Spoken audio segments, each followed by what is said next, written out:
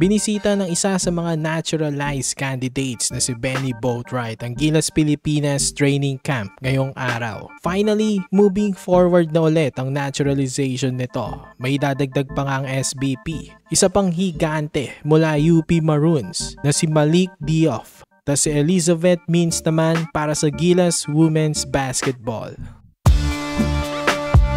So umattend ng Congress hearing ang mga candidates ng SBP na sila Benny Boatwright, Malik Diouf at Elizabeth Mins para simulan na ang proseso ng kanilang naturalization.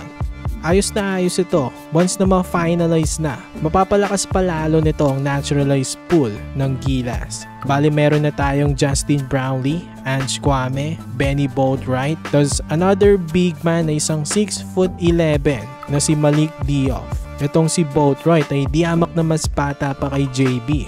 Isang 6'10" at may skills na hinahanap ng Gilas sa isang naturalized. Ayun nga yung tirada nito sa labas. Matinek na shooter. Nag-average nga ito ng 30 points, 10 rebounds at 3 assists sa Beermen noon at napa-champion niyang team.